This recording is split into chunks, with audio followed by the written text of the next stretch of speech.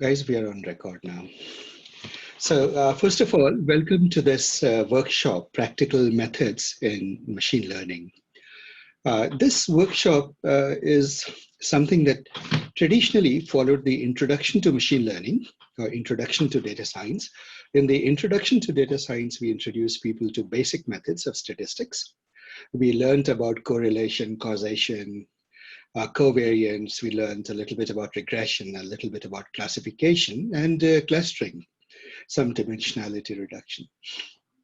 Some of you are coming from that workshop. Almost, I noticed that most people here in the audience have taken ML100 or the Introduction to Data Science with me. Some of you have not. Now, the way the audience for this workshop is divided is a lot of people, they either do machine learning with me in the ML100, the Introduction to Machine Learning, or they have some background because of some prior experience at work, some data analysis, or some web courses. But they have some understanding of basic statistical concepts. So long as you have that, you can pull through. I do also give a few helper or remedial classes for students or for participants who may be lacking in some background. So for example, if you don't have Python background, there will be a session this weekend which will teach you the Python necessary to do data science. For data science, you don't need to know the vast language to get started or for the purposes of this workshop. You need to know a very specific toolkit as scikit-learn and pandas and so forth, Numpy, 3 specific libraries, and they carry you forward after that. And you need to know the basics of the Python language. So we will have a remedial class for that. It's free, of course, to all of you on Sunday. So look forward to an announcement from me. It will be either Saturday or Sunday, actually more likely Sunday evening. We'll have that workshop. Those of you who would also like to learn R is another language that you may use in this workshop to do your assignments. Again, there will be a remedial session at some point in this week where I'll get you started with the R language. Both of these languages are very simple. To a large extent, if you're used to any form of programming in any language, you'll find that you can pick up these languages, R and Python, simply by seeing and understanding the code. As we explain the way to solve the data science problems, you will sort of very easily and automatically pick up that portion of the language that is necessary to do our stuff. Now, so that's the background. This particular workshop, the way I used to teach in the last few years, it would be a continuation of introductory, and we would do more algorithms. We would go from linear to nonlinear methods. We would do things like no free lunch theorem. It's a very important consideration in machine learning. We would do feature engineering. We would learn about ensemble methods, random forest, extremely randomized trees, gradient boosting, XGBoost, CatBoost, and so forth. We would learn about kernel methods, which would be, and these are again words that you don't know at this moment, so don't worry about it. I'm just giving you a scope of it. Kernel methods would include a kernel PCA, principal component analysis, support vector machines, maximal margin hyperplanes, and so forth. And we would do stuff like that. Then we would do recommender systems, and we would do regularization. In other words, how do you prevent overfitting in data, in your model when it tries to learn from the data? Those used to be the topics, and I would go linearly through it. However, this time I decided not to pursue that for a reason. Many of you, and I realized that at the end of all of that, people get a very good grounding in the fundamentals. But one thing that I felt we could do better is immerse you in practical work right from the beginning. So this workshop will proceed on 2 sort of steps. There will be one, the foundational steps, building your foundations on these topics. But the other one will be starting with what methods you actually use in day-to-day work as a data scientist. For example, in my day job, I lead a data science team of approximately, it's a pretty intense team. Well, the whole data science team is about 100 people, but the people who are doing machine learning, they're about 50, 55 people, with about 60% of them with PhDs and about 40% with bachelor's or master's degree. And we have a whole variety of people in this field. There are people with backgrounds in, of all things, music, with backgrounds in completely different subjects. We have a biologist, we have people, actually we have a doctor who transitioned over to machine learning. So in this field, a field of machine learning or data science, you find people coming from various backgrounds. And they all are very successful for a reason. Each person comes from some domain. Somebody comes from VLSI and semiconductors and electrical background. Some comes from mechanical, some comes from civil engineering and ocean engineering and medical and so on and so forth. We have had people from legal and psychology and such backgrounds. The amazing thing is they all actually, after a little while, they all catch up. And they all make a remarkable progress in this field. So it's a very democratic field. The reason obviously has to do with the fact that this field is all about data. Every data, whenever you have data, there is a generative force behind the data. Something caused that data to happen, to appear. Data is measuring something, some phenomenon in the external world.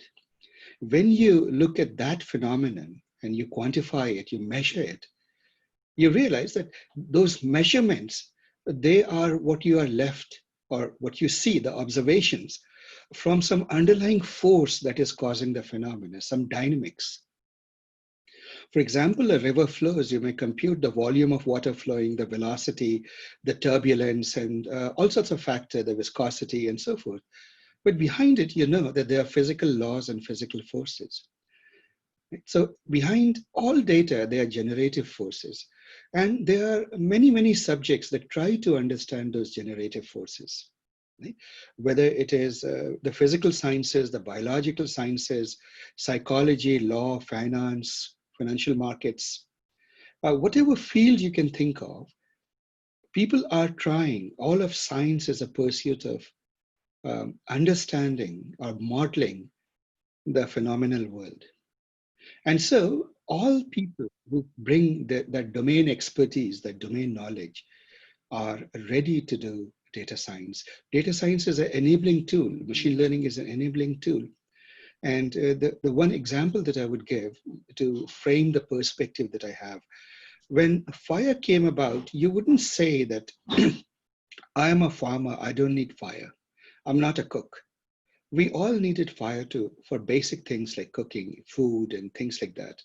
Likewise, when electricity came, we didn't say that I'm not an electrical engineer, so I don't need electricity. We all needed electricity. Whether you're a biologist or you're an anthropologist or a musician, we all use electricity. We all need to be familiar with using the electrical tools. Likewise, when cars came out, it wouldn't be appropriate to say in the beginning when all these automobiles came out, the people who used to use them would be very technically savvy. They would be very interested in machines and they would drive and so forth. But gradually, everybody needed to use cars. If you don't know how to use a car or an automobile, you're quite handicapped, especially in the US. AI and machine learning, data science, as you will, this broad subject is the new electricity. You need to have an understanding of this field, not because necessarily you want to become an AI researcher. You need to master this field because you will need these techniques broadly in whatever field you're pursuing. It is an enabler. It will help you do whatever subject you do much better. Of course, if you do this subject very well, data science today, you're in a unique position because you can collaborate with any domain expert, a domain expert of any field. And in a collaborative effort, you can make remarkable discoveries. The coming together of domain knowledge and machine learning techniques, that is the crucible in which a large number of breakthroughs are happening today in the practical world. So today, the techniques that I'll focus on here will be on these practical methods. The mental frame of you should be that you are a person with whom a domain expert can collaborate, and collectively together you will make breakthroughs. So with that particular frame of mind, the way I'll start is not first with theory, but with tools first. And I will talk about the tools that you need in this field. Some of you know these tools, maybe many of you know these tools, but since it's an introductory and first talk, I will talk about these tools. First, and in this particular workshop, we will use tools. So let's start with the thing, the tools of the trade. Are you guys able to see what I'm writing? Yes. Yes. Tools of the field. And these will be the tools that we will use. I mean, there are many, many tools, but in the interest of making progress, we need to be focused, and we will use only these few tools that we will use. The tools that we will use will be, first is Google Cloud, and a platform. In particular, we will use Jupyter Notebooks in GCP and Colab. We'll in the beginning start with Colab. It's a lot easier. Colab is not, well, obviously the power is limited unless you take some more computing power from them. We'll start with Colab. It's a lovely environment to do programming, and I'll talk a little bit about that. We will use our programming language.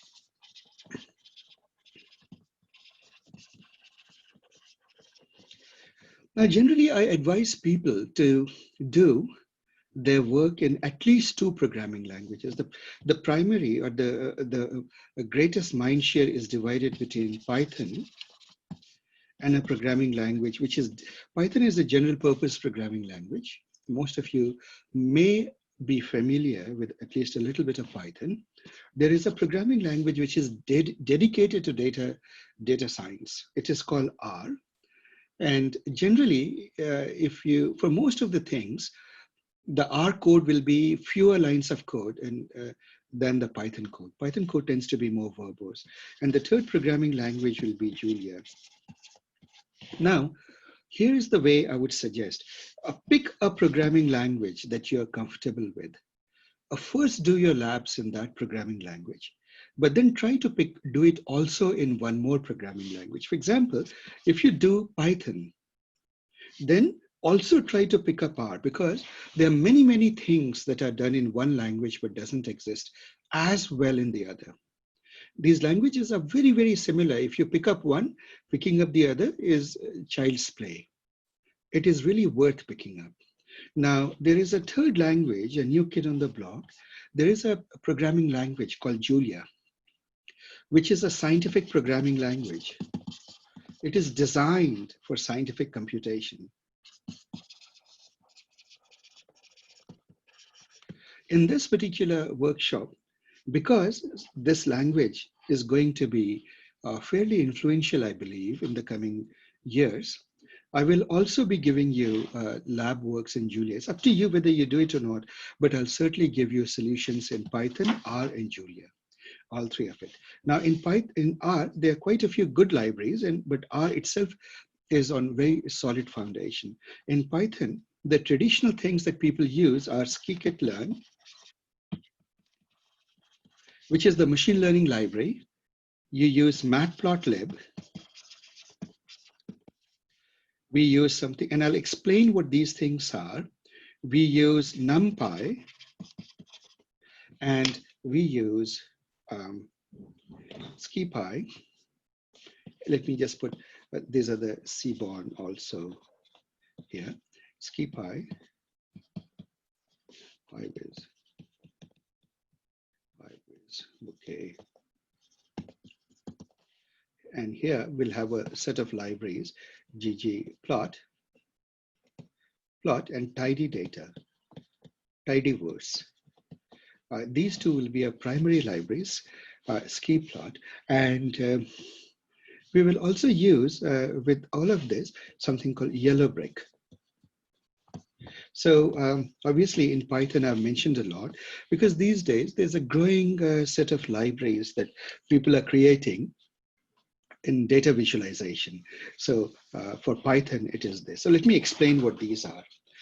The machine learning work that we do, regressions and your correlations, your, classifiers, your dimensionality reduction, and clustering and so forth. And these terms, by the way, if you're not familiar with, don't worry, you'll pick it up in due course of time. All of these algorithms are implemented in the scikit-learn library. So that's a machine learning library. In machine learning, the primary thing that you work with is a vector. It's a vector, let me call this vector X, that represents a point in some dimensional space. Suppose I have a vector space whose dimensions are coordinate system, Cartesian coordinate system. Let's say 3 dimensions. Now, traditionally in school, when you do 3 dimensions, you call them X, Y, Z. But in machine learning community, you tend not to. You tend to just use X1, X2. The reason is the number of dimensions can be 100 and you may run out of letters in the alphabet. So this is your X vector. A point in this, let's say in this particular space, in this example, would be a point is a vector because you can connect the origin to that point with an arrow. Machine learning always works with vectors, and this space that you call it, it is called the feature space or the data space. Sometimes you can call it data space or the feature space. So when you talk about vectors, suppose you have a vector. Now vectors, you can do certain vectors you represent as components, X1, X2 component. And let's say that it's a p-dimensional space. And let's say that vector belongs to a p dimension. And by the way, don't worry about this mathematical notation. This is just notation for notation's sake at this particular moment. I'm not saying anything very hard. I'm just saying if you have a vector in p dimensions, what does it mean? In simple terms, it means if your data comes with a p columns approximately in a spreadsheet, one column being, let's say you're talking about animals. One column is the age, another is the weight, another is the height, another is the width. Right, another is the speed which the animal can run, and another is whether or not it can fly. The another could be how much food that animal eats every day. Right, another could be the temperature of the animal, and so forth. So these are just values of certain characteristics of the animal, those features of the animal. Right, so that's all it means. Now, suppose you have X. What can you do with X? To a vector, you can do certain transformations. For example, a vector can be rotated. You know, you can go from X to X prime, or you can take a vector and you can stretch it.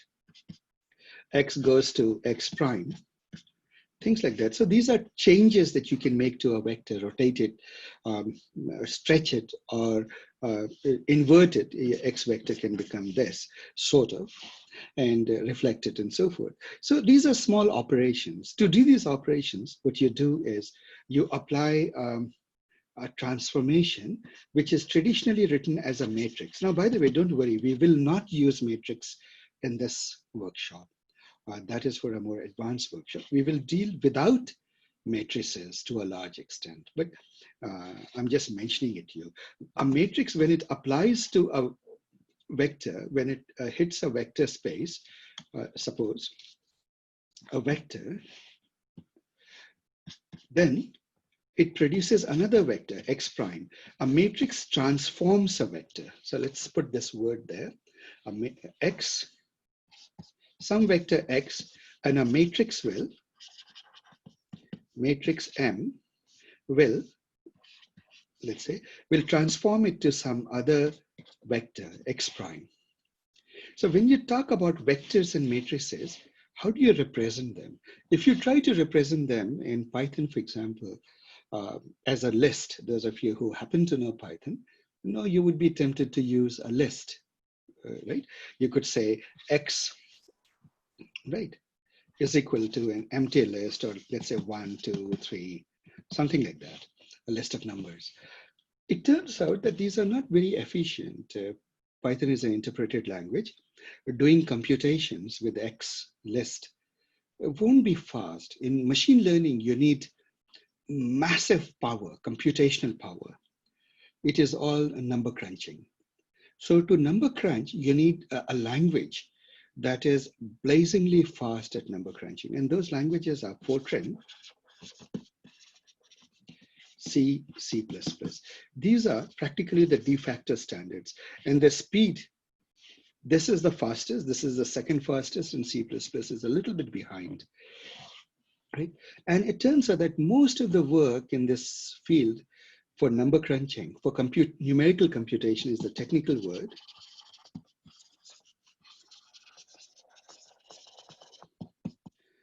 Has been going on for the last 30, 40 years. People have been working very hard at it, writing those Fortran and C libraries. So they exist, those libraries exist.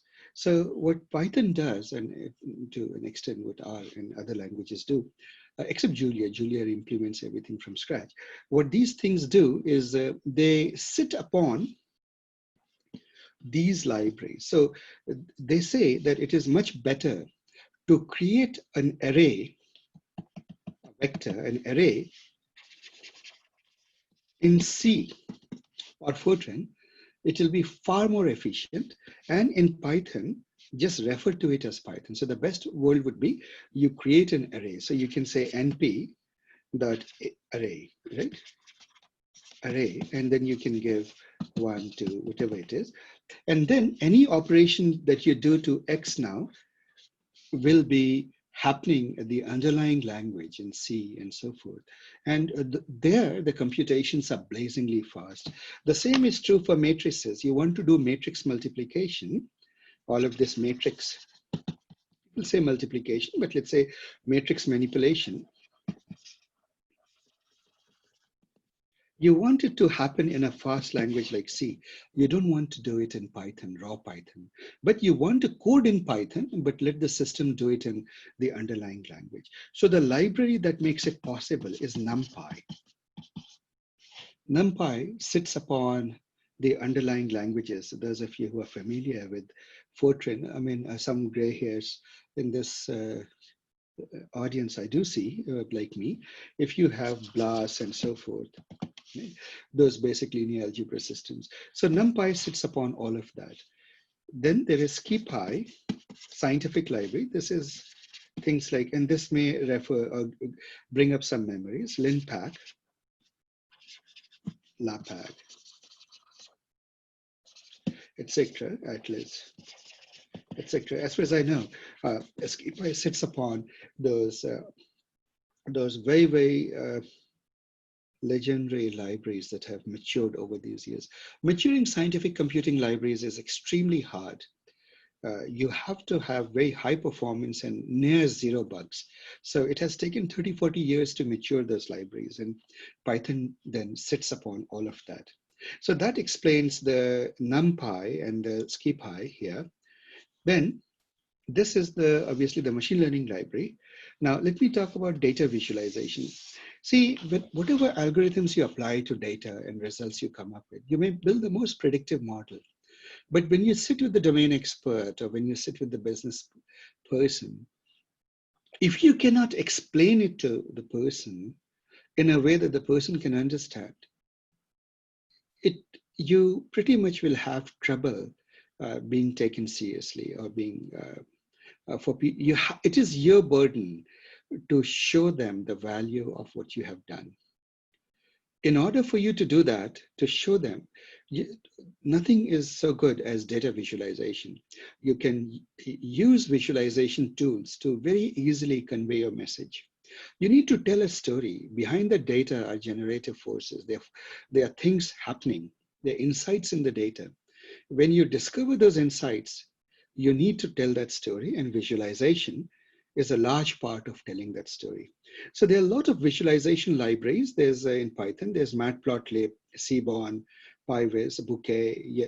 And one that people don't usually know about, and I'll talk about, is the yellow brick. We'll use the yellow brick because it helps you visualize not the data itself, but your model, your machine learning algorithm that has, or the model that has learned.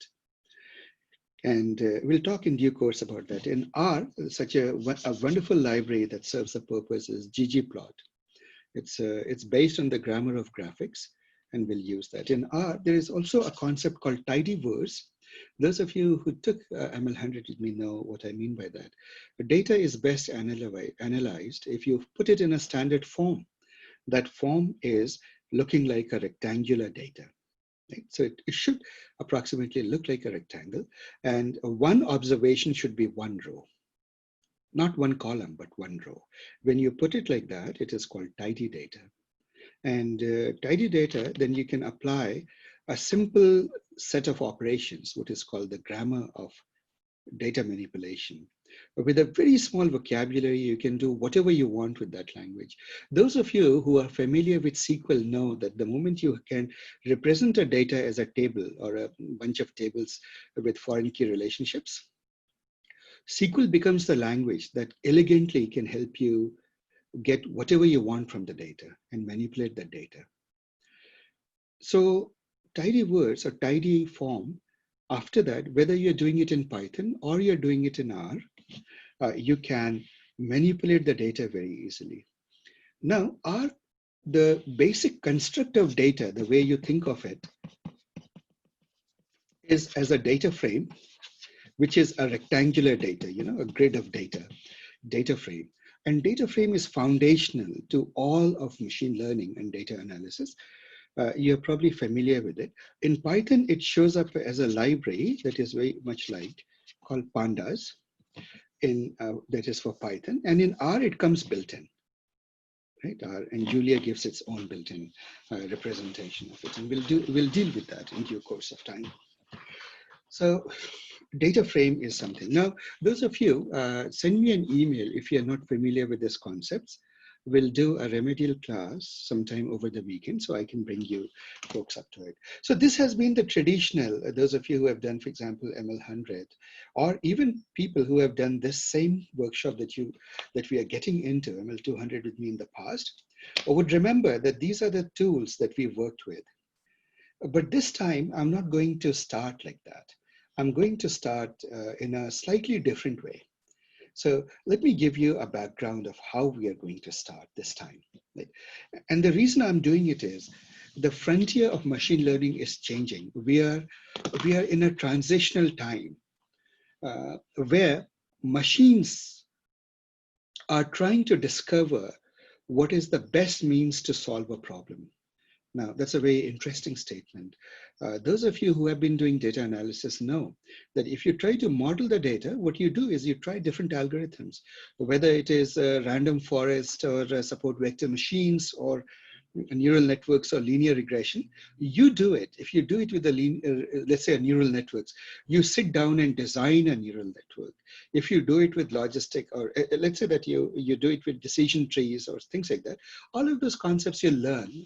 Obviously, I'm using terms that are actually we're going to learn, but take me on the word at this moment. Whenever you build a model has something called hyperparameters. Things that you don't know, that the model doesn't tell you what are good values for doing a data analysis. And the reason is that every data is unique. And there is no way an algorithm can guess what how much you have to turn those knobs, right? And how to tune those knobs and parameters, those hyperparameters. So there have been traditional techniques, grid search, randomized search, in the hyperparameter space to find the best values. While that has been going on, it is a very tedious process. You keep on iterating again and again. And even today, 99.99% of the data scientists are doing that as a part of their daily life. But there has been a different approach that is emerging these days. what you can do is you can use something called automated machine learning. You can create systems whose job is to first discover the best hyperparameters needed.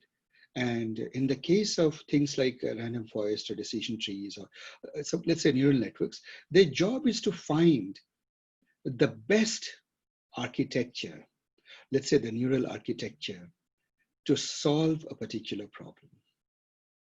Are we together? Now, I'll give you an example, which is slightly out of the scope of this workshop, but it is there in the deep learning. You all know that we live in the times of COVID. This particular workshop that you are attending used to be an in-person workshop here in Support Vector's office and venue in Fremont. But we are doing it remotely. But the reason we are doing it remotely is because of the COVID-19, or the coronavirus pandemic. So this pandemic is getting a lot of scientific attention. Not only are we in pursuit of the best vaccine or successful vaccine and treatments, we are also in pursuit of a whole lot of research into the virus, into its genomic structure, and into diagnostics. So one of the things people ask is, how do you test a person for having coronavirus? Well, there are some primitive tests. You can just take the temperature. There are a lot of false positives and false negatives. You might have a temperature because, well, you are just not feeling well. You have a normal flu or cold. On the other hand, a lot of people who do have coronavirus, the new COVID-19, may be completely asymptomatic. They may not have a temperature. So obviously that test, from a machine learning perspective, you would say that it has very poor accuracy, it has poor precision and very poor specificity and very poor recall, right? Generally, it's a bad test. Now, not bad, I mean, somewhat useful, but not as effective a test. But then the gold standard in this is a PCR test, right? Polymerase chain reaction test, I believe that's the full form of that word. It's very specific. It can tell whether you have COVID or not. The trouble with that is it's an elaborate test. It takes manual effort and few hours before a result comes out. It's expensive. People have tried, for example, as you know, about, if I am right, and please correct me if my facts are not accurate, created a machine that could give you rapid results for the PCR, the corona test. And those devices everybody felt was a great idea, except that the reliability of that, or the accuracy of that, people later realized is barely close to 70% or so, not very reliable. So one of the things people did, this happened almost as soon as the corona outbreak happened in China. Some companies in Japan and South Korea and Taiwan, they started looking at X-ray images of people. Now, X-ray is something that is very inexpensive to do and very rapid. You can actually do X-ray while people are just walking by, right, in some situations, and just pause them for a moment, take X-ray, and they are on their way. And could you just look at the X-ray and find whether a person has COVID? Then they realized that you could actually, they created a machine learning system that can predict or detect COVID.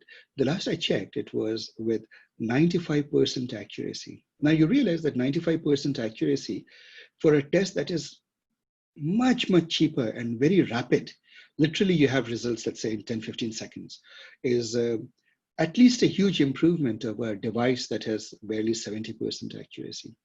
It is not as good as the PCR test done properly, but it is something. And so a lot of countries are seriously looking at that.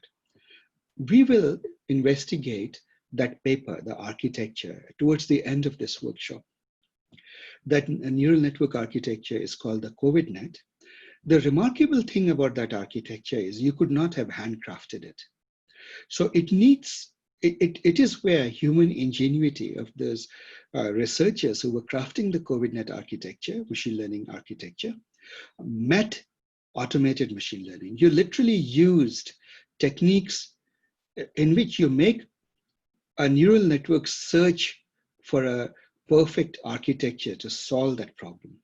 And that is the new world we are in. We are in a world, if I may put it a bit more sort of somewhat inaccurately, but poetically, it is that you create a machine learning system whose job is not to solve or model your data, but its job is to find the best algorithmic parameters, hyperparameters, and architecture that will model the data best. So it is like it gives birth to the best model for the data rather than itself modeling the data. That is quite a shift. And those of you who have been doing machine learning would realize that that's a huge shift that's happening quite literally here in 2020 now. So in view of all these changes, I decided that this workshop will focus on these techniques. We will start very early on with our engagement with automated machine learning. Even when we are doing fairly non-neural network stuff, this workshop is, neural networks is at the very end, but most of it is about other methods, support vector machines, ensembles, and so on and so forth. So can we apply automated machine learning to all of this? And the answer to that is yes. In fact, we must now, and that's the new frontier. We will do that. The other thing that's emerging is something called graph machine learning or network machine learning, network science, and so forth. Getting a lot of significance these days, and we will do some practical examples of that. Of course, that meets neural networks, and what the subject becomes something called geometrical neural networks. And the study of geometrical neural networks, some people call it graph neural networks, is the context of our boot camp, neural network boot camp that we'll do in next month, but not of this. But this one will build the foundations by doing networks. Networks are everywhere. Your LinkedIn is a network. Facebook is a network. Your highways are a network, right? The circulatory system in your body is a network.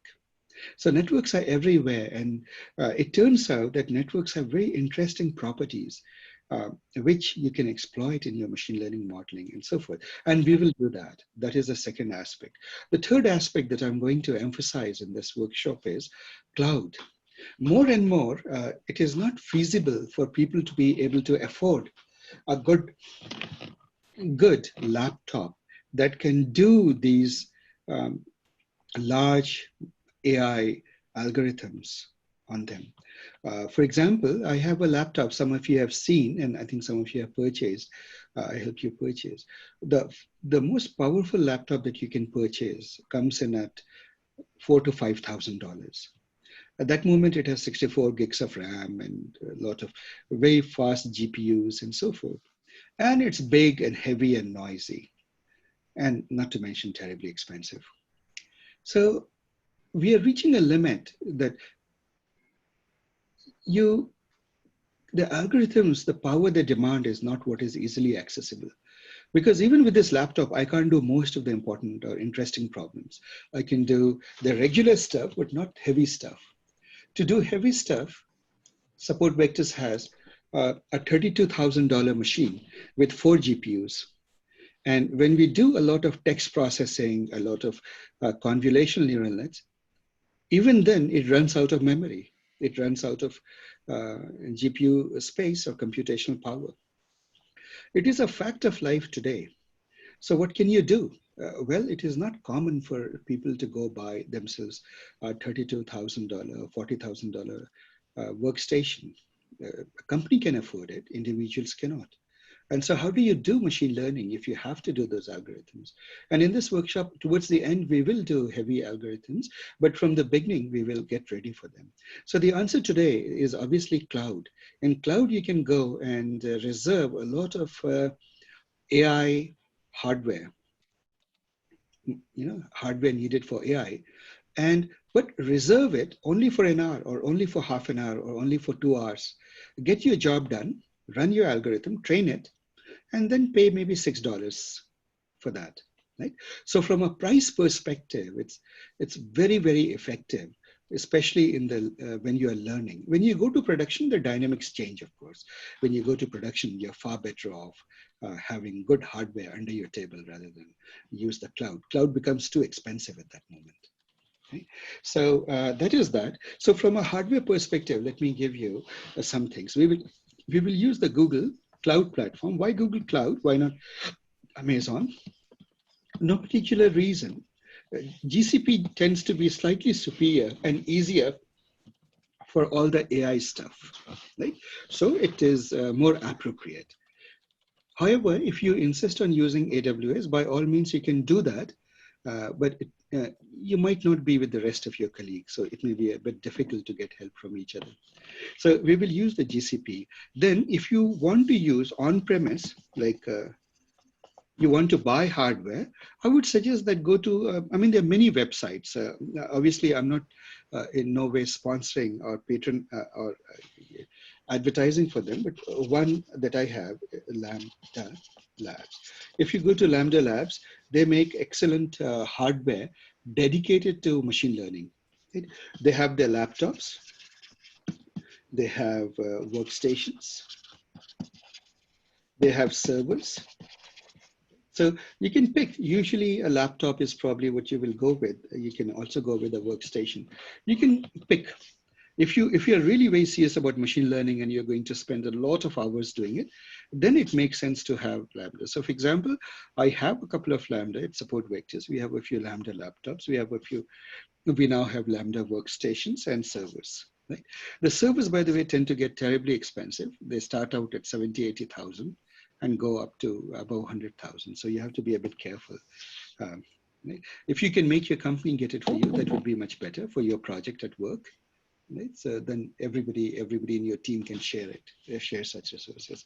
So GCP will be what we will use for that reason. Are we together? Now, today is not the lab session. Lab session will be on Wednesday. So we will go over all of these tools. What can you do today? Today, what you can do after the class, because today we'll continue on, after the class, I would suggest the following activities. Create a GCP account if you don't have one. Are we together? Number one. Number two, go create. If you want to wait till Wednesday, that's fine. Otherwise, go create a Colab notebook. Something, and what Colab is when you get into GCP, you'll see what it is. We'll very carefully walk through this the next time, right? So I'll walk you through, we'll do it together. So you might want to wait if you're not familiar with this. If you're familiar with this, go create it. And then create a Jupyter notebook in GCP. This is it, and give it some GPU, that is graphic computing power, because that's what you'll need for the AI stuff. Do it, but then make sure to shut it down. Any resource that you create for yourself in GCP, remember to shut it down, otherwise you'll start having bills. So once you work in Google, in the cloud, remember your worst nightmare is to go to sleep while leaving your things still running. It is as bad as leaving food on the stove and going off to sleep. Probably worse, you'll incur a bigger bill. So be careful. When you use the free tier of Colab, it has a 24-hour cycle and it's free, so you don't worry about it. I would say start with the free tier of Colab. Are we together? So this is what we are going to do. What is our textbook? Here, the textbooks are, and I will send you the list of this. One of them is the book ISLR. It is Introduction to Statistical Learning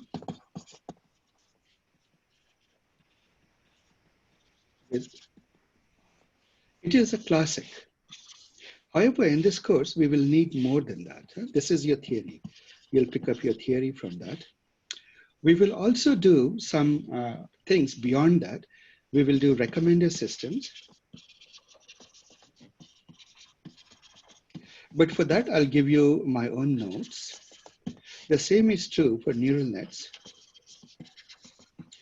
Basics, I'll give you the notes, and especially for automated ML.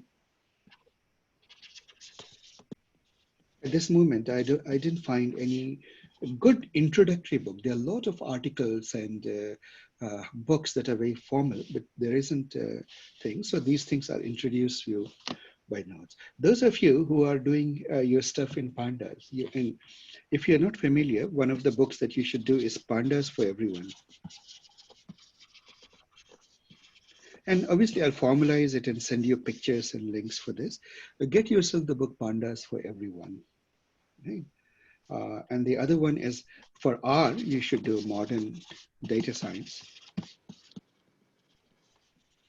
with R. So I'll send you pictures and ISBN numbers and direct Amazon links to these textbooks. So you must, these are your textbooks. Now this, and to round up the introductory aspect, this is a fast-paced course, guys. This is a fast-paced workshop. How much time do you need to give? First, you need to give Mondays and Wednesday evenings to this. We'll go from 7 to 9:30. It is quite possible, so do talk to your family. It is quite possible that sometimes it may go from 7 to 10 or 10:30 also, based on what we are doing. If you're doing a lab, the lab can go on. This is it. The second thing, how much of self-study do you need beyond this? Say that you need anywhere between, every week, between 6 to 10 hours of self-study.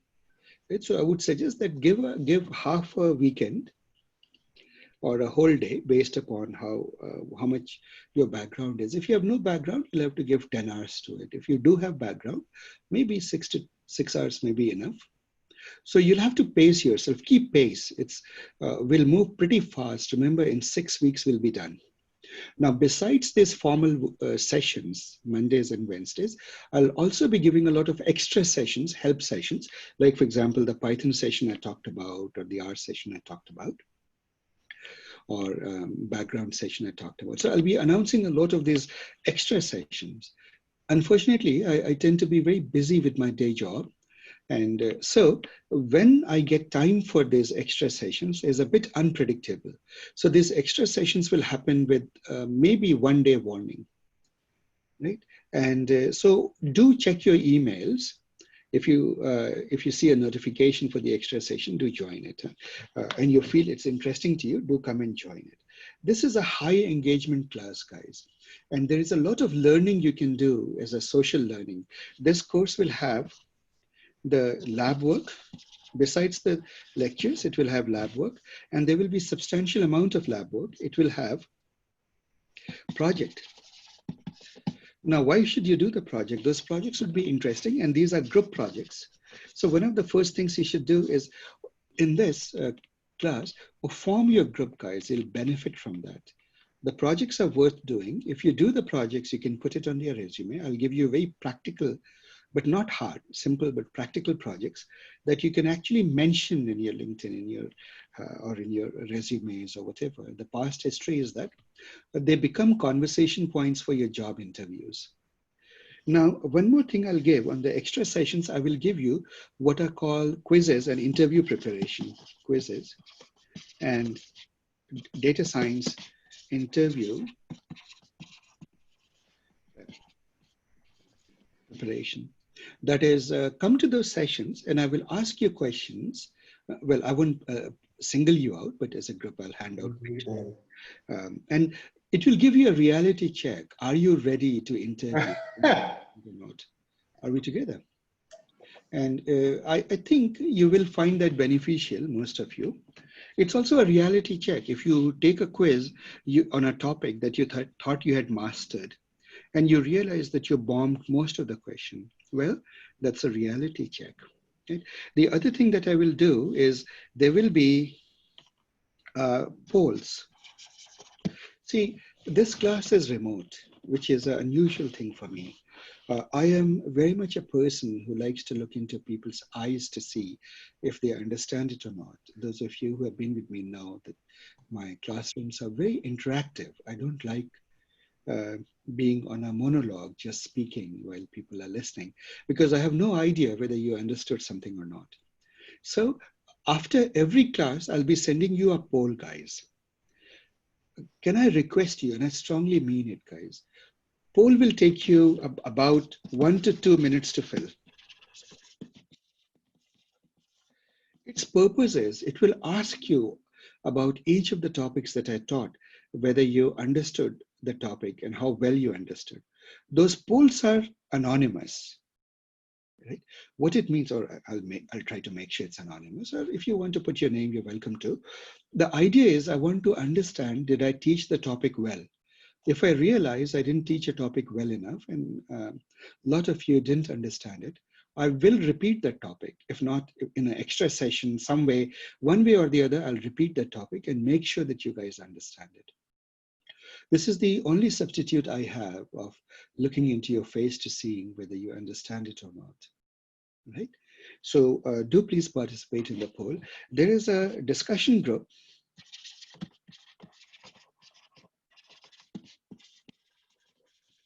It is currently on Slack. Please do participate in the discussion group. It's important.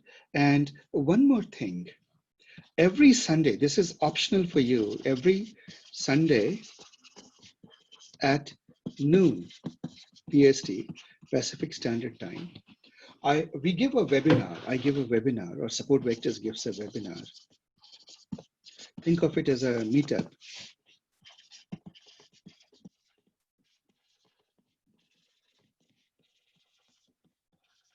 On some topic of contemporary interest. This goes on. Are we together? If you want to listen to it, if you want to join it, you're most welcome.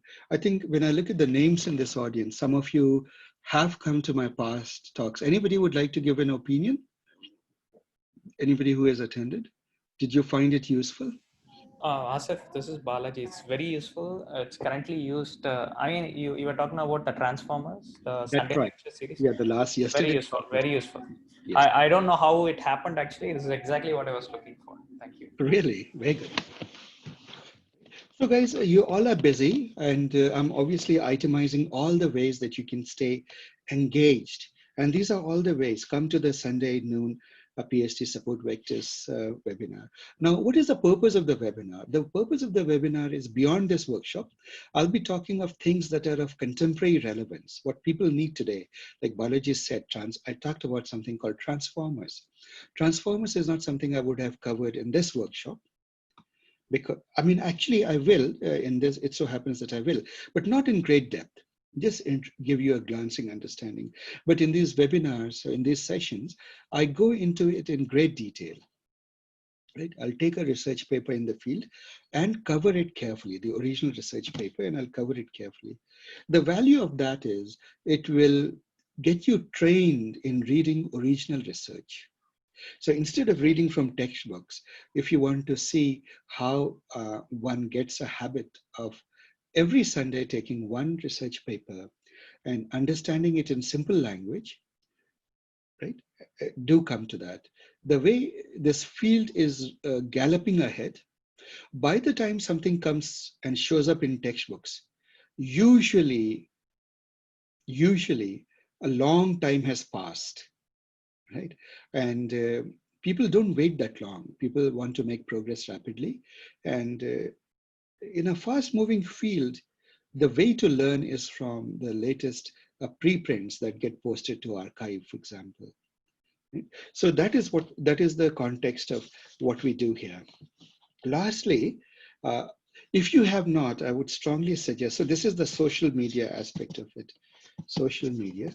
This is partly forming a community. See, learning is a social activity. You learn by three means: by listening to something and understanding it, by doing it with your own hands, and by engaging with people, like-minded people, and discussing it. So the social media aspect, we have a YouTube live channel. Right? And in fact, you may be, I don't know if you noticed, as we are speaking here in Zoom, this talk is being live broadcast on the Support Vectors channel. So I would strongly advise you to subscribe to Support Vectors. I have sent you an email about it, Support Vectors. If you just search for the Support Vectors channel and subscribe to it, subscribe to the one that has the logo that says Support Vectors in white. That channel it has. Go and subscribe to that, right? Because I will be posting a lot of YouTube live these webinars, and sometimes when I do, it will be on very short notice. So only if you subscribe to it will you know that I'm about to give a talk. I would strongly advise that you do that. Again, the next thing is, then comes the rest of it. Support Vectors has a LinkedIn. LinkedIn has a Support Vectors page. Maybe in the break, if you guys can please take a couple of minutes and do that, please go, and in LinkedIn, I believe the social term people use is follow. Is that correct? You follow a particular company. And likewise, there is a Facebook page, again, by the name of Support Vectors. Remember, Support Vectors does not have a space in between. It's a single word, Support Vectors. You can look it up, and if you could please, whatever the social term is, like or follow, or I don't know what the right term is, do that. Likewise for Twitter. So whenever I am about to give a talk, I will post it on Twitter that in the next few hours, I'm going to go live on YouTube with a certain topic. So one of the best ways to stay informed is through Twitter, Facebook. Are we together?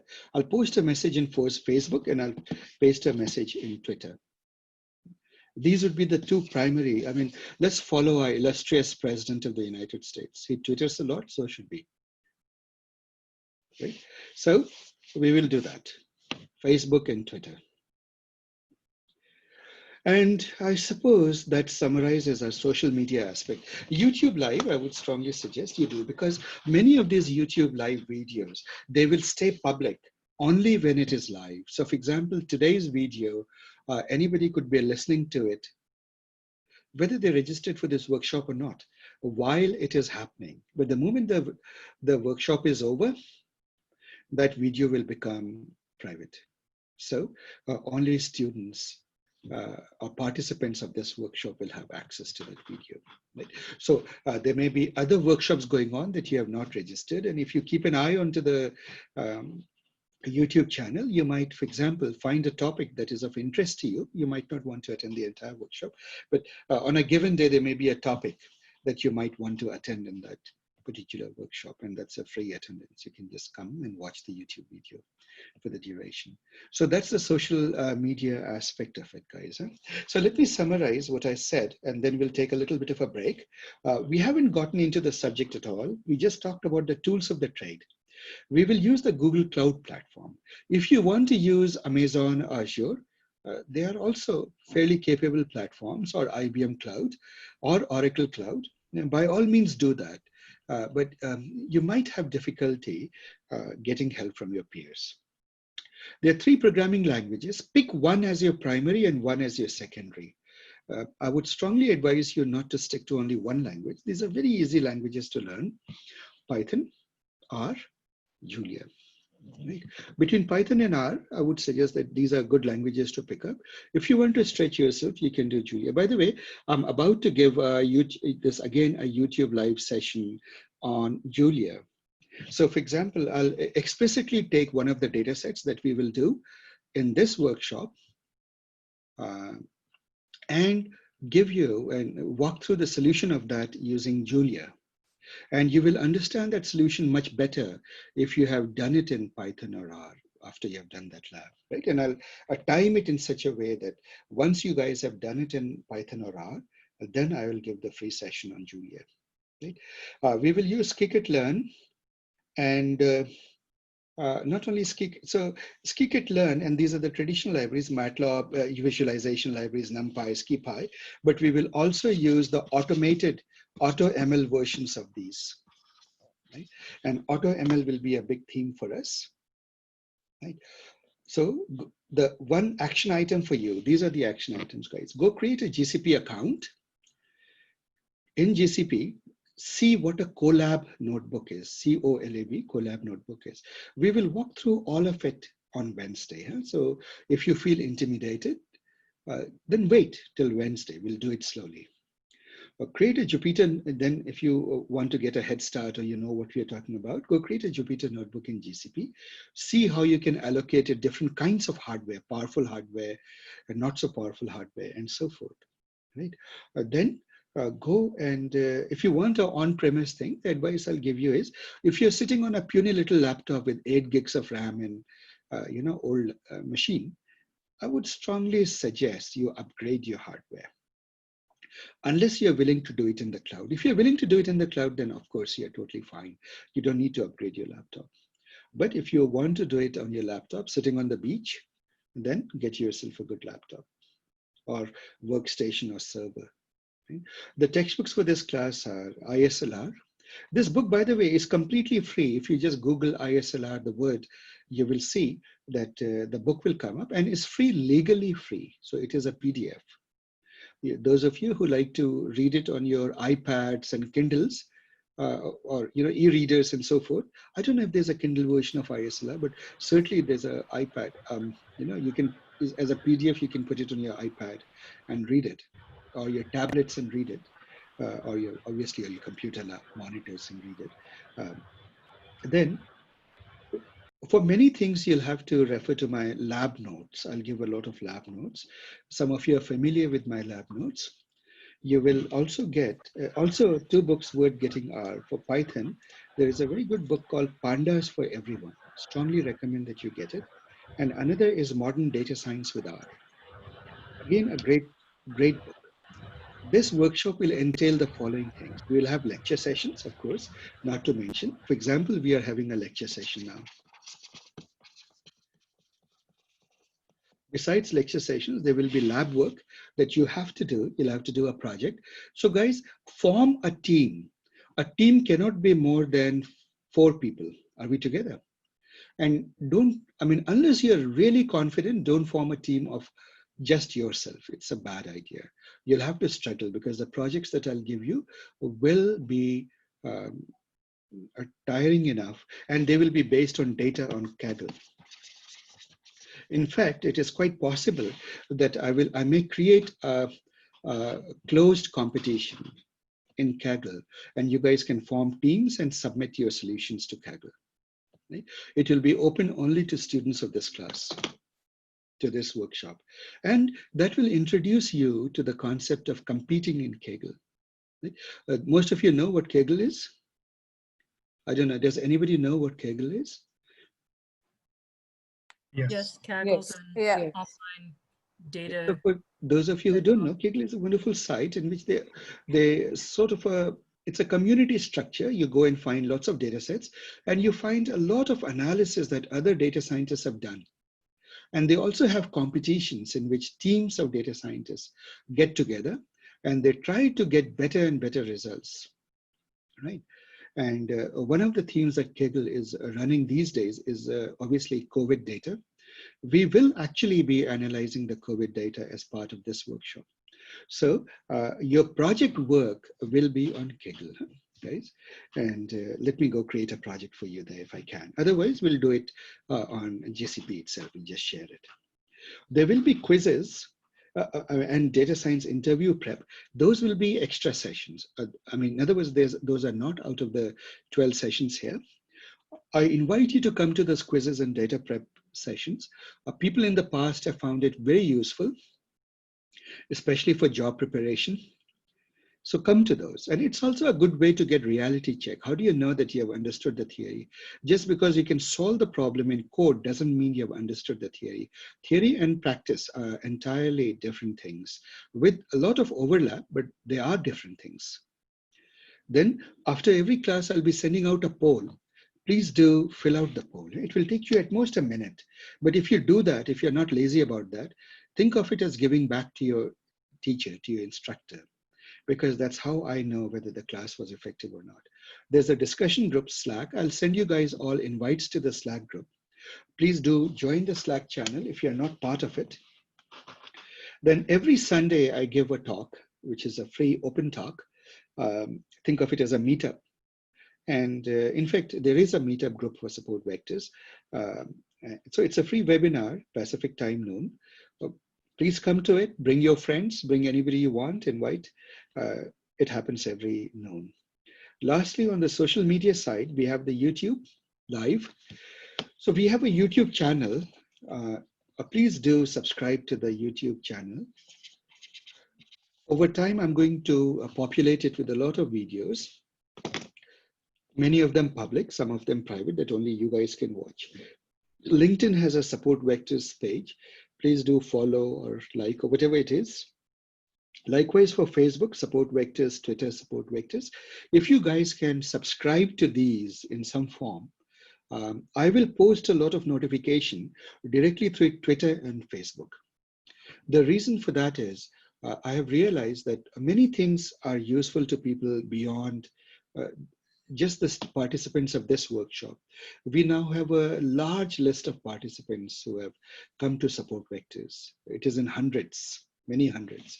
So quite often they too are interested.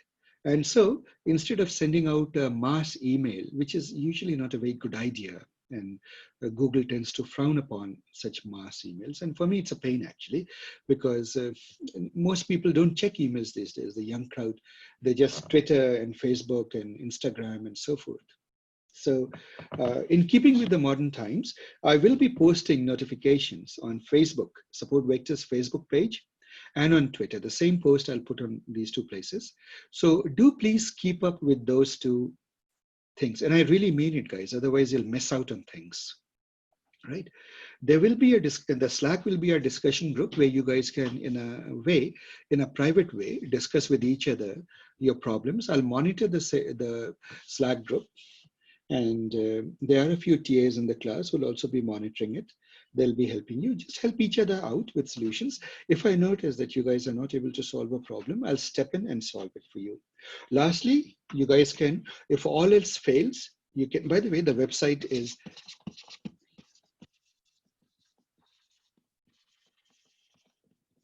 vectors.com. And the phone number is fairly easy to remember. Learn AI. I hope this is easy to remember. Okay. So, and you might be surprised, there are a few cars roaming around in Bay Area whose license plate decal has this. If you want a decal, if any one of you are willing to use the decal on your car instead of advertising a car dealership, if you're willing to advertise support vectors, let me know and I'll ship you license plate, decal, or the border for that, whatever the word is, with this. Anyway, that's that, guys. And we'll take a break. We have given the better part of an hour discussing the processes of this class, but now let's jump into the theory, jump into the subject itself. So I will pause the recording for just a few minutes. It is 8:20. Should we gather at 8:30, guys? Is that reasonable? Yeah, okay. Yeah, let's meet at 8:30, and I'm pausing the recording. So any conversation that you guys do now is off the record. All right, we are on record now.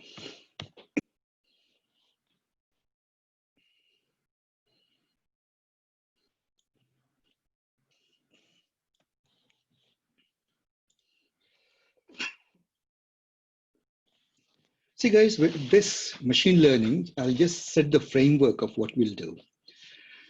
Broadly, machine learning has two traditional branches, as there's actually three traditional branches.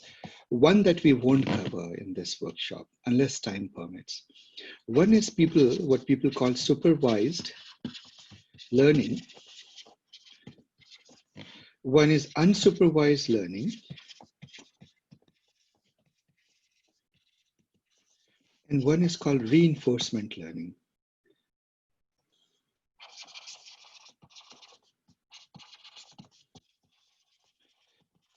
Reinforcement learning, we won't get time for in this workshop, but we'll definitely do it in the deep learning, the next one. What is supervised learning? These names, these words are not something I'm very fond of actually. And these boundaries are not airtight. There is such a thing as semi-supervised learning and so forth. So I would think of them as more like Venn diagrams. There is a supervised and unsupervised, and there's an intersection zone in between. So the simpler way to remember this is it is predictive modeling. Predictive modeling, and this is pattern recognition.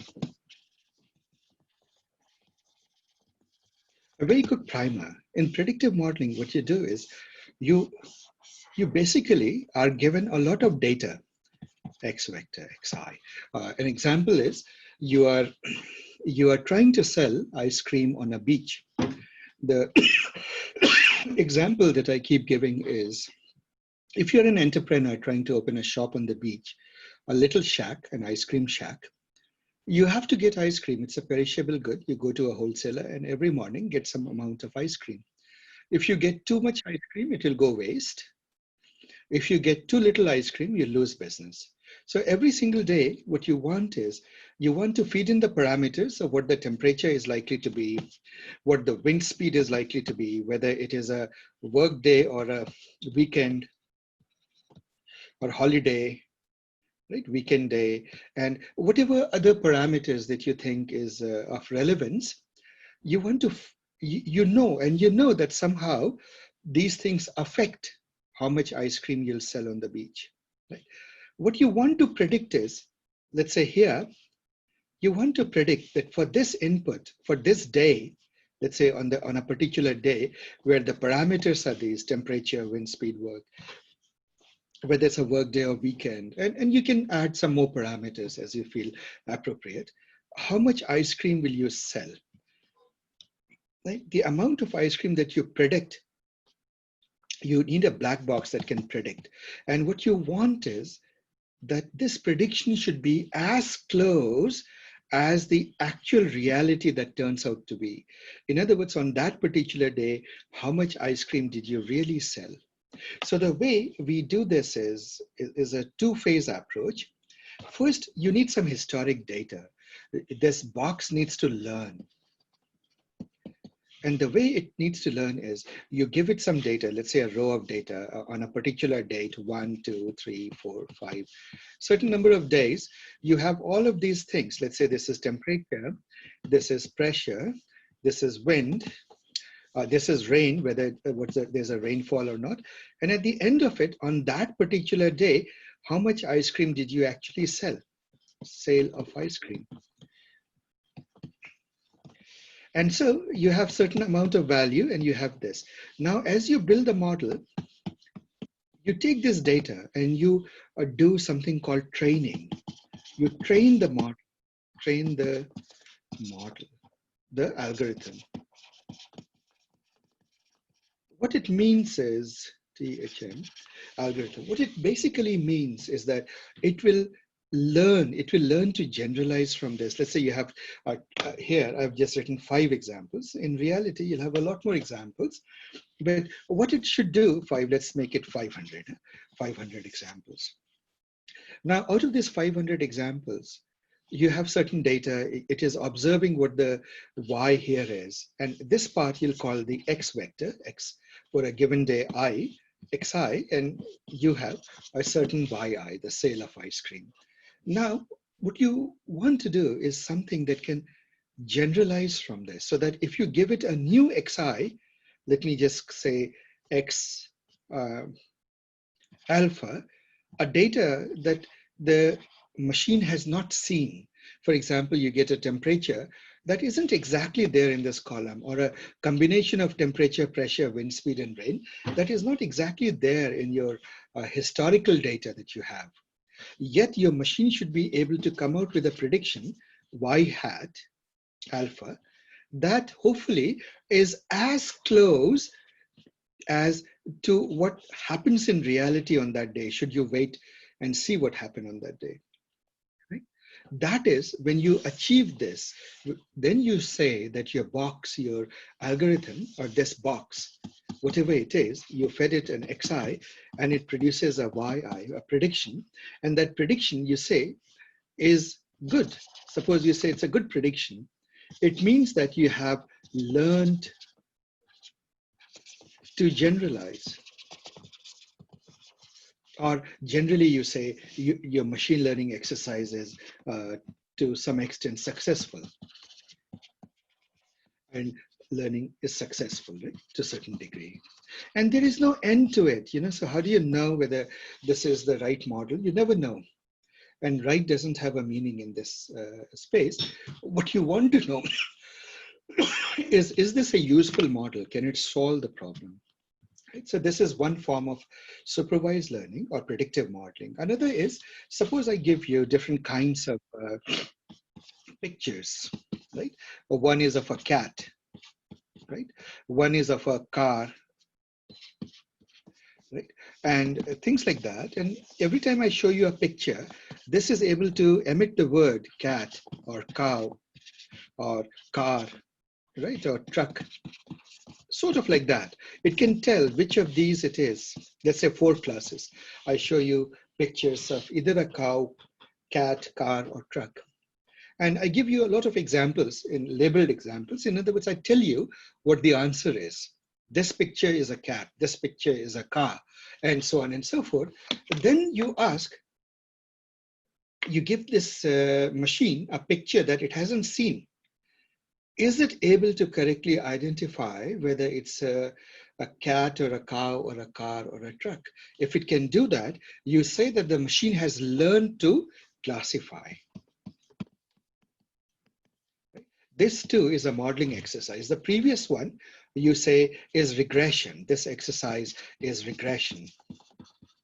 Right? Obviously, this is, for those of you who have some background in statistics, this may look very basic. Right? So the difference between classification and regression is that the label, the target space, is a real number. For regression, the target space is real number. For classification, it is a categorical. Categorical means a finite set of values. Let's say cat, cow, car, truck, etc. A finite. You have to predict from within one of this. Or one way to look at it is an identification task. Right? This is of great value. For example,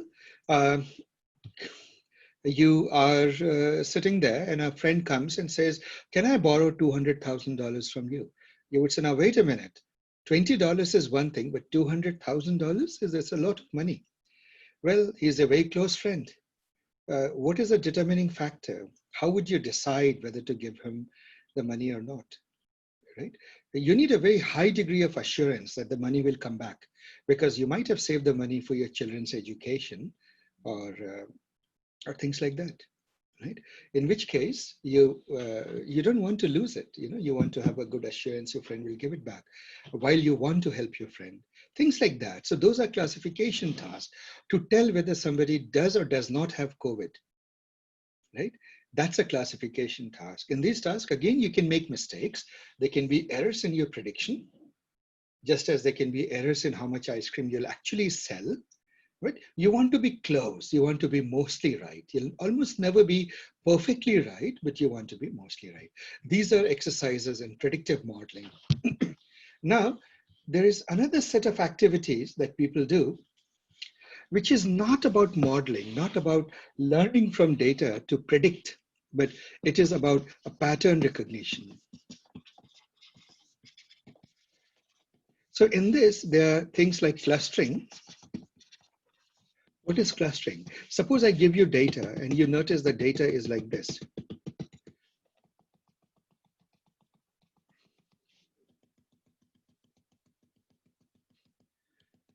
The moment you see data like this, what can you tell? The human eye can immediately spot that there are these clusters, right? These are this cluster 1, cluster 2, cluster 3, right? Cluster 1, 2, 3. Cluster 2 and cluster 3. It turns out that there is no deterministic algorithm. It's not like sorting and you can find clusters. Clustering is actually a machine learning problem. It's quite interesting and hard to discover clusters in data. So there are algorithms, very, very smart algorithms that find clustering in data. And those algorithms are many. For any one of these typical algorithms we talked about, regression, classification, clustering, almost every week, one new algorithm is discovered that can do do the job. Then another example of clustering or pattern recognition would be outliers, anomalies. In the data, you may have outliers and anomalies, novelties, and so forth. There are various words that people use. Now, what uses this, finding anomalies and novelties in data? For example, fraud detection, right? Or you have a lot of measurements. If you find an anomalous measurement, you have to decide whether it's valid or not. For example, you have the vibration of a machine. Most of the vibration is showing a certain frequency pattern, but all of a sudden you start seeing outlier data, anomalous data. It is of value because it may be predicting or it may be pointing to the fact that your machine is about to break down or may have broken down. Some part in the machine may have broken down. Fraud detection, credit card fraud. Fraud is very common these days. Intrusion detection, when people have intruded into your intranet and they're trying to hack your machines, those hackers, they have an unusual pattern of behavior. So if you can observe that and from that infer that this is an anomalous activity, it is hacking going on and things like that. So anomaly detection is a big thing in pattern recognition. The other is dimensionality reduction. Dimensionality reduction. What do we mean by that? Let us say that your data is, suppose you get data in the X, Y, Z plane, right? But so you can imagine a three-dimensional surface. But you happen to notice that Z is like most of the data is actually along a plane which is tilted. So in other words, data is actually along a plane. A plane has only 2 dimensions. So let me call those dimensions, those new dimensions, X prime and Y prime.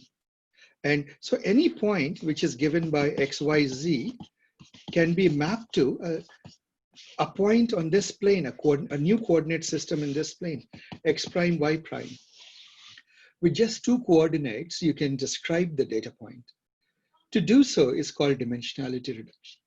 You have found that most of the data and all the data can be represented exactly or approximately by a lower dimensional representation. Right? So that is dimensionality reduction. That is also something we'll do in this particular workshop. Right? Then the next thing we will learn in this particular workshop is something called recommender systems. Now, recommender systems is based on which author you talk to. They'll tell you that it is semi-supervised learning, unsupervised learning, or supervised learning. It depends upon it. The reasons are, when we deal with this, you'll see why people differ in thinking about it. But recommender systems answer the question, what, for example, when you go to Netflix or any of these movie or what is it? Spotify, is that it? Or Pandora and things like that. Music stores, music sites. What music would you like to hear? What books would you like to buy? What items would you like to purchase? What movies, right? And things like that, movies you want to see. So what it does is it somehow finds a pattern. It recognizes something about you and something about the item, which is not obvious. And based on that, it is able to recommend things that you would find interesting, that is unique to you. It's very personalized, right? The foundation of this is personalized. So when you see an advertisement on television recommending that you buy that fancy car, that is not personalized. They're advertising to pretty much everybody who's watching that television channel. Personalized is when a machine has figured out that you are the target market. You're the person who would really like to drive. Let us take a thing, Tesla, right? A particular model of Tesla, and it is not recommending the Tesla to other users, but it is recommending it to you, because it figures out that you are the right person to buy it and you're likely to buy it, or that it's recommending a book because it knows you'll find it interesting. So those are recommender systems. That is the scope of our current workshop series. Now, in this workshop series, one of the first things that comes is, and the way to look at it is, this is a lot of algorithms. For example, for regression, being able to predict a number, the sale of ice cream on a beach based on data. I take this as a quintessential example. Real life examples are, of course, much more complicated. Your first homework will actually be on the California housing. You'll have to make a regression model to predict the house price, the median house price based on certain data. So this is real data. It's a bit old, from the 1990s, but you'll do that. Another example would be breast cancer, to predict whether or not somebody has breast cancer based on certain features. Those are relevant things. These are two things, but then we'll also deal with, so these would be your labs. When you take any of these problems, you ask yourself, which algorithm should we apply? In regression family, there are many, many algorithms, countless almost. There's a huge number of algorithms. Every time I feel I've learned or I know about most of them, I find yet some list of algorithms I didn't know about. Right? And after so many years, I'm still pleasantly surprised by new techniques that I don't know about.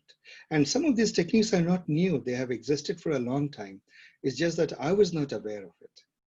The same is true for classification. There are countless ways to classify, and more new ways are coming all the time. Then likewise for clustering, and for every task in machine learning, there are many, many algorithms. So the question that I want to ask is, how would you know which algorithm is best? That is the thing. And you find in the community a lot of people who are in a competition. My algorithm is better than yours, and so forth. And people get rather hung up on it. For example, a few years ago, many years ago, and this is the history of the field, an algorithm called the decision tree was discovered. You will learn about that in this workshop. When decision trees came about, people got really carried away with it. It could do regression, it could do classification, it could do all sorts of things. So the people who were strong patrons of decision tree, they began to make statements which in hindsight doesn't look particularly smart, but in those days looked plausible. They said, all of machine learning is decision trees. All you need to do is learn decision trees. All others are either classic methods or obsolete methods or unnecessary methods. Decision tree is all you need to know. Well, a few years later, when people had better understood the limitations of decision trees and the train had moved forward, then came, well, other things. For example, support vector machines came, and a lot of people, they're swayed by these kernel machines. They thought, this can solve most problems and much better. So this is the state of the art. Then came ensemble methods in parallel, and then the landscape was split. There were things that support vectors did better. There were things that random forest and XGBoost, etc., did better. Today, if you go and look at the Kaggle competition, you will observe that a lot of these competitions are won by people who actually use these methods, who use random forest or XGBoost and so on and so forth. And what happens is, it takes a long time to become really good at any one particular algorithm. So when you invest a lot of time becoming really good at it, one algorithm, you tend to use that algorithm to get better results on quite a large number of data sets than with other algorithms, because in other algorithms, you're not so invested. You haven't given so much time to really become power users of it. Then you begin to believe that your algorithm is the best. And then these days, for example, the new fashionable thing, we're in the world of deep neural networks. So there's a general belief that deep neural networks is the thing. People gleefully go about saying that everything else is obsolete, right? And you don't need to do that. And so there is some, well, for each of these statements, it's not that these statements are false. There is some truth to it. Quite often, quite a bit of truth to it. For example, for neural networks, there is a wonderful theorem that says is the universal approximator theorem. It says that, well, I'll just state it now, but later on we'll see it, that a neural network can approximate any function. So any mapping from input to output space, it can essentially learn. So therefore, people say, oh, well, therefore neural networks are most powerful. The trouble is, it may learn, but it may learn in a most inefficient way. There may be more efficient ways, simpler ways, or more explainable ways of learning the relationship between input and output, or learning to generalize. For example, if you take a deep neural net, it can do predictions, but it can't explain why it made those predictions. It is not as good as a simpler model, which can make equally good predictions, but you can clearly see why it is making those predictions. There's an explanation apparent from the model. So in that case, the latter is superior. And that is something that is becoming a dominant theme these days. We have models that are easy to explain. And so let me make a little graph that is true of our world. How understandable a model is, what is it trying to say, or what has it understood, explainable and accuracy of power of an algorithm. Usually what happens is different algorithms fall at different points in this, but generally the most powerful algorithms are black boxes. They're very poorly explainable. And then a lot of the very simple models they don't have as much accuracy on complicated data, right? Occasionally, you may end up in a lucky situation like this. You'll get a very explainable model, which also has high accuracy. So the question therefore is, how do we know which model to pick, which algorithm to pick? So in that context, something to remember is a landmark result in human knowledge. It is called, it has a very frivolous name actually, no free lunch theorem. No free lunch theorem. Now, actually it is theorems because it's a group of theorems. This was discovered towards the end of the last century, and it is considered not only a fundamental result in machine learning, it is considered a fundamental result in the theory of human knowledge itself. What it says is that no one algorithm is more powerful than other algorithms in the general case. There will always be some data sets for which algorithm X will be better, and there will be some data sets for which algorithm Y will be better. And in general, if you look across the whole space of all possible data sets, X will not outperform Y or vice versa ever on the average. That's a profound result if you think about it. What it means is that your most complicated neural network will not in general outperform the simplest algorithm of sorts. Right? So it's something to keep in mind that it is a result. It's a mathematical result that holds. And so never get caught up in this useless discussions about which algorithm is more powerful. Right? Every algorithm has a place. Now, why is this no free lunch theorem true? The reason this no free lunch theorem is true is because every algorithm, it has a worldview. It thinks that the reality looks a certain way. For example, one algorithm may insist that the reality, let's take one-dimensional situation. The relationship between X and Y is a linear relationship. Another algorithm may believe it's like this, right? The relationship between X and Y is like this. Now, which of these two algorithms will do better? Well, it depends on your data. If your data looks like this, then this algorithm will do better. If your data looks like this, then your straight line algorithm will not look good. In fact, in one of your previous labs, those of you who did ML100, we took this as a lab exercise to prove the point. Because if you try to do it using a straight line algorithm, it will draw a straight line like this, which is not a good straight line. It's not the right thing to do. Hang on. This line. Now you can see that this line is not as good as the white line model. So it's sort of, I'm giving you the intuition of why it is true. Different models make different assumptions about the data. And those assumptions will sometimes be true and sometimes not be true. The ground truth, data you say is the ground truth. The ground truth may be entirely different. The forces that produce that data may be entirely different from your assumptions. And so your algorithms will work sometimes and sometimes not work. Now, in one of the labs, you'll see this. As you go and do many, many labs, you will see that we are seeing different algorithms succeed at different times. Now, what we will do at this moment is, or in this thing is, we will take this, we'll take regression as a problem. Regression will be our topic, right? What does regression do? Given the input xi, it will produce a y, a prediction, y hat. By the way, predictions, we always traditionally represent it with a hat. Predictions wear a hat. And reality is just yi. What is the real value that you observe, right? So this y will belong to a real number. So in other words, it's the amount of ice cream that you sell on a beach, or the stock price of some company that will happen to be for tomorrow, and things like that. Those are predicting a number. So if you say, I believe that Google will be at some number, let's say, I don't know what Google stock is at 2000 or whatever, let's say it's 2000.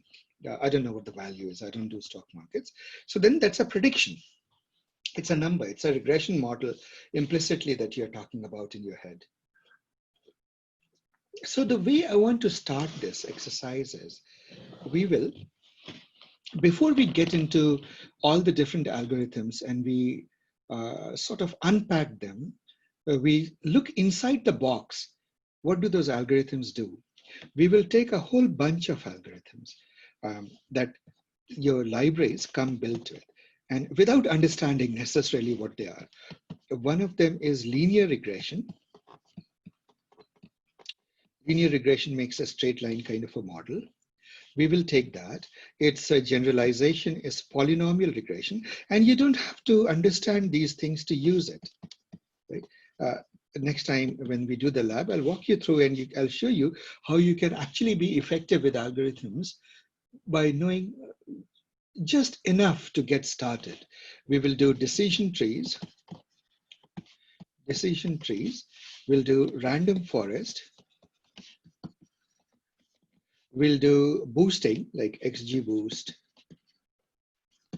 CatBoost, etc. We will do, besides this, we will do, while we are at it, we will do support vector machines. And as you may have guessed, this company this workshops that you're taking is under support vectors. The name comes from the landmark algorithm actually called support vector machines. So we will use support vector machines as one of the algorithms. And even within this, we will have a lot of variations.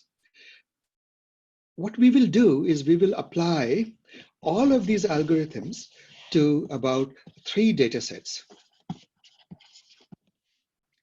and see how they work. Especially for those of you who are taking a machine learning class for the first time, this will be a way to set some ground rules. So for example, how do you determine if an algorithm is good, it's making good prediction? So we will learn something about called loss function.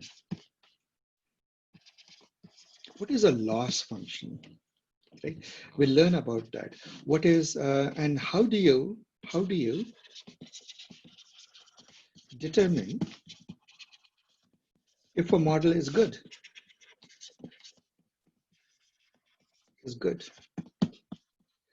We'll learn these things as review. And in this, we will look at some, we'll look very carefully at things like mean squared error, MSE. We'll look at residual analysis. And we'll look at various plots that give you a hint whether your model is right or wrong. Okay? This will be a context. Now, that is part 1 of it. The second part of it is that we'll learn ahead of the theory is, if every model if you apply a battery of models, a collection of models, some will succeed, some algorithms will do better than others. As the algorithms do better or worse than others, should we just pick the best model, or can we essentially use all the models together to get an answer which is better than the best model, best individual algorithm? And yes, you can do that. How you can use or benefit from not one, but many algorithms to get a better result. So there we will learn about something called ensemble of algorithms, algorithmic models. And you'll learn in particular about things like voting, boosting. We'll start with that, and stacking. And stacking is very important these days. So this is one of the least appreciated aspects of machine learning, I would say. Most people get very fixated on finding the best algorithm for doing a data analysis. And rarely do they realize that even the best algorithm can be beaten, easily beaten, by taking an ensemble of many algorithms, each of them contributing some value in making the prediction. And when you do that, you get results that almost always exceed the performance of a single model. I've often heard people say that, hey, we live in the world of deep neural networks and plentiful computer hardware. Then we can just train one single big neural network and that will solve our problem.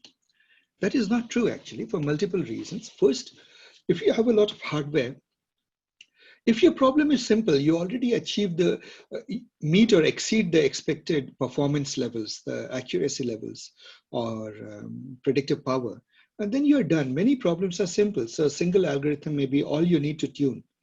But in many hard situations, it is much better to use an ensemble of algorithms, because if you have more hardware, all the more reason you should use many algorithms put together to get even better results. The second reason is that all of these algorithms, most of the complex algorithms, they have dials that you can turn. Just like in a radio, you have knobs or dials. These are called hyperparameters.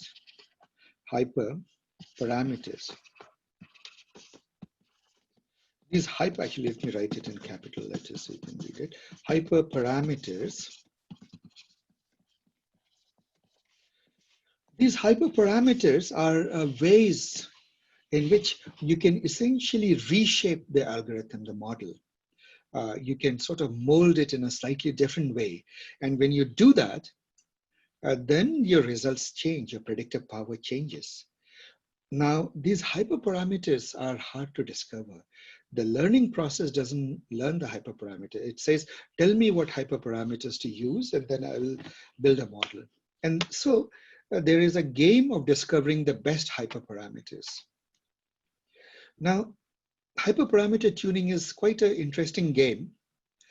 We will learn it, and we'll use the hyperparameter tuning as our doorway to understand the concept of automated ML.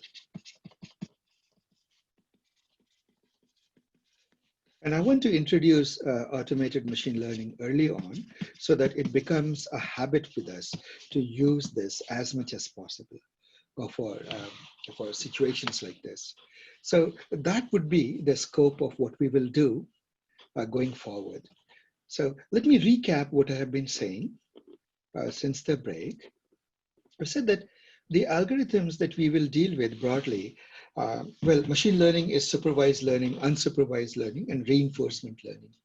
Reinforcement learning is very interesting, but a little bit beyond the scope of this workshop. We'll do it in the next workshop.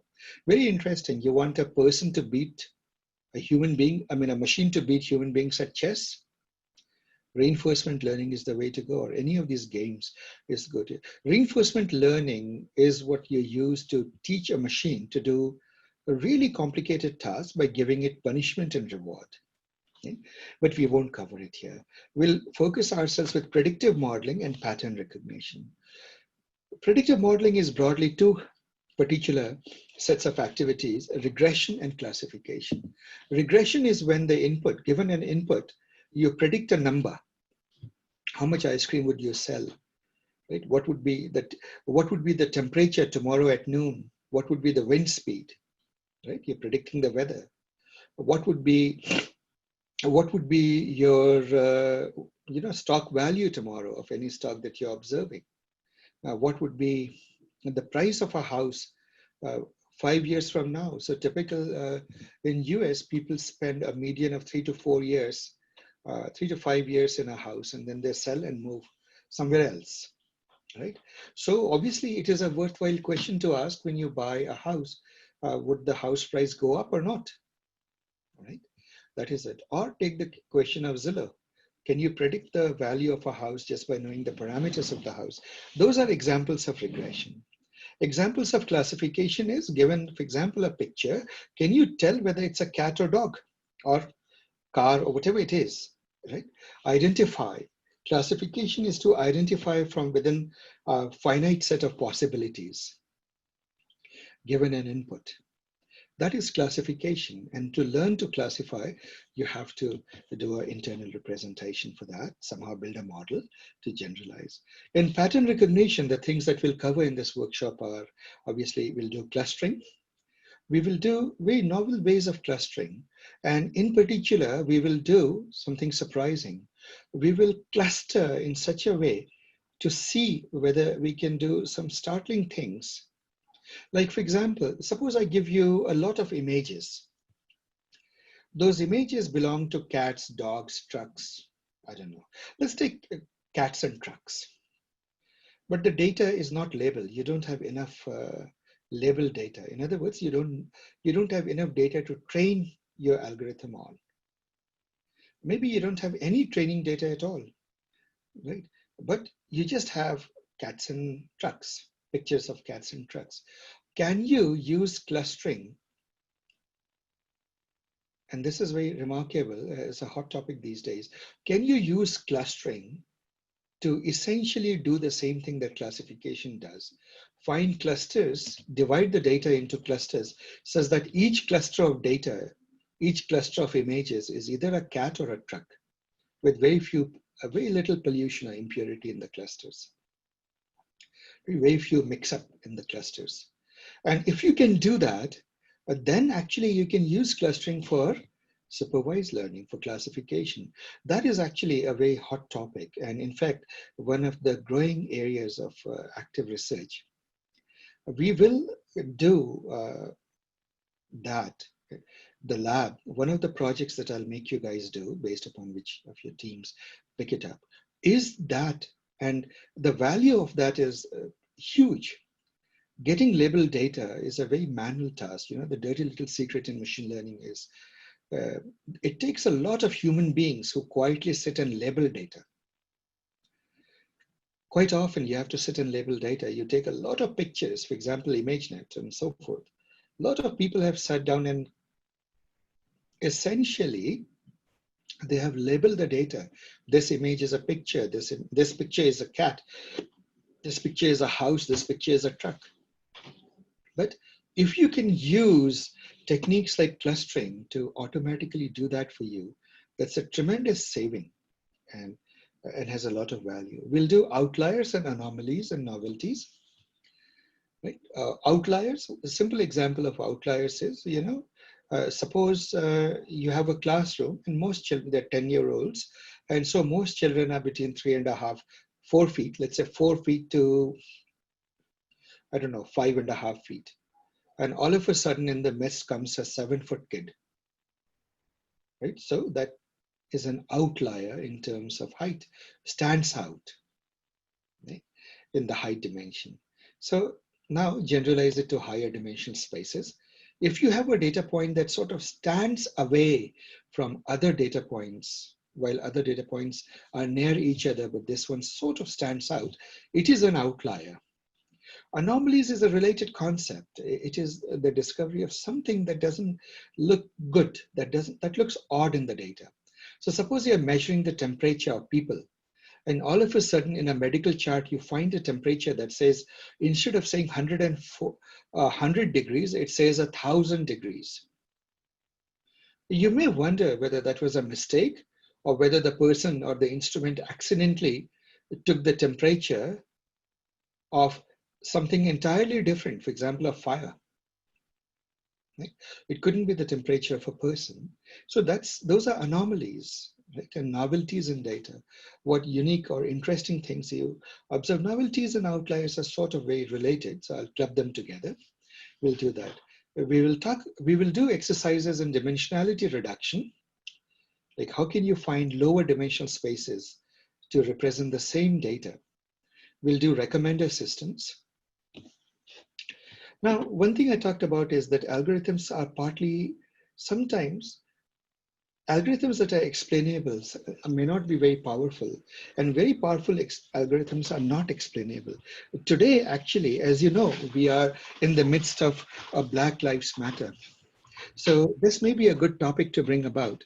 Many of you know that machines can now do facial recognition, right? And the facial recognition technology is notorious. Its errors are notorious, and they're all biased against minorities. So one powerful sort of a story that evolved is, at one time, I believe it was Amazon, which in its infinite wisdom decided to release or commercialize a facial recognition system to the law enforcement. So you could show it a face and it will tell you who it belongs to. Then some people happen to notice that it actually makes mistakes for racial minorities.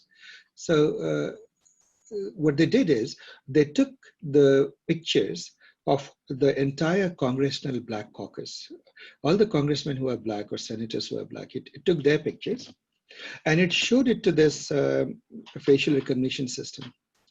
Very, very often, in fact, almost quite often, it would identify the picture not to belong to the senator or the congressman, but actually belong to some serial killer or murderer or rapist or something like that, pretty criminal entities. And it just shows, it's terrible actually, that it failed so miserably. And obviously, the Black Caucus was not amused. And they wrote quite strongly about it. The biases in these algorithms are so severe that, excuse me for a moment.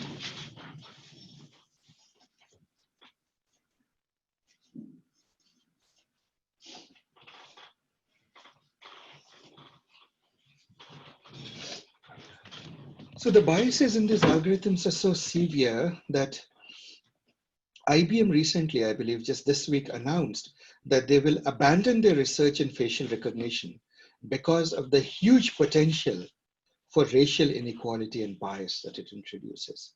So now let's think about it. The people who create these systems are not deliberately creating biased systems, right? But people who do all this work in artificial intelligence, machine learning, they are all well-meaning engineers. They are you and I. Right? So how is it that we got it so wrong, so completely wrong? It has to do with two factors. These algorithms that do facial recognition, these are deep neural networks. They are notoriously black boxes. So if you ask them, what is something? They'll say it's a cat or a dog. But if you ask it, why do you think it's a cat or a dog? It won't be able to explain.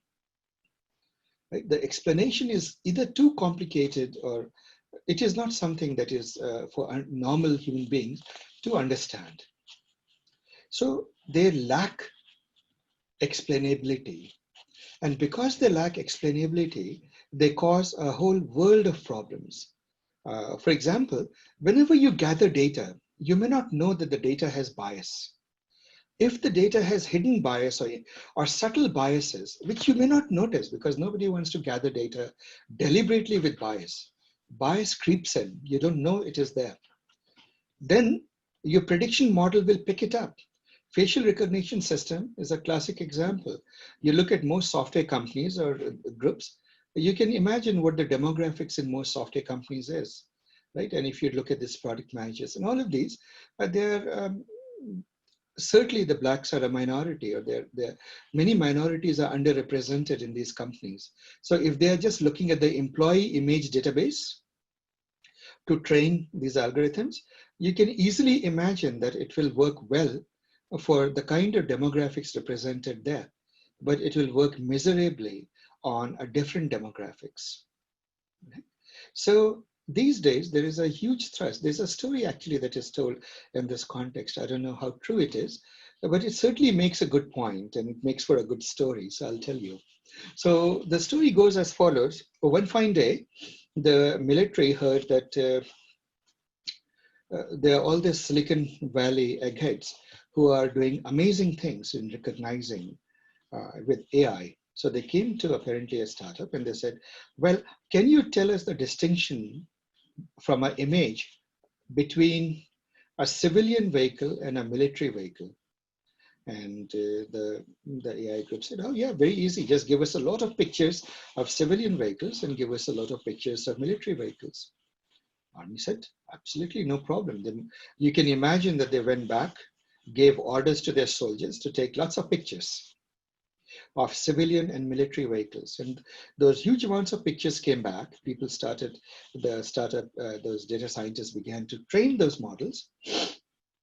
Then in the lab, they were getting extraordinary accuracy. They could tell just from a picture, you would feed it in an image file. It would tell whether it's civilian or military with very good accuracy, very low error rate. Military was impressed. They said, we want to bring our own pictures now. Pictures we haven't shown you, a test data set. They brought their data set. In the lab, it again worked perfectly, even for images it hadn't seen. So they knew that the system is not cheating, it's working. They took the system into the field. When they took it into the field, the story goes that the algorithm failed miserably. Now, why did it fail? They were completely puzzled. The same algorithm was working just fine in the lab, and now the same algorithm is not working in the field.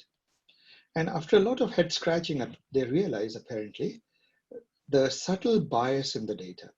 What happened is that you ask a bunch of soldiers to take pictures of military vehicles. Well, when do military vehicles gather?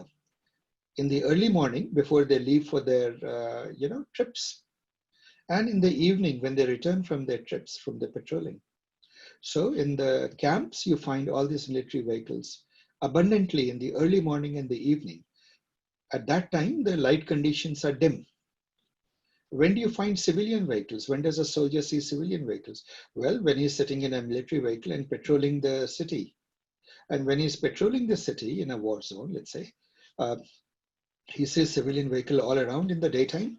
He takes pictures and the light conditions are bright, right? All of those things have a lot of ambient light.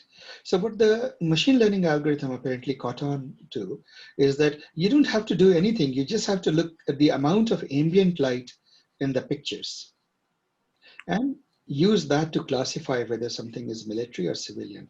Obviously, that is also the reason that it fails.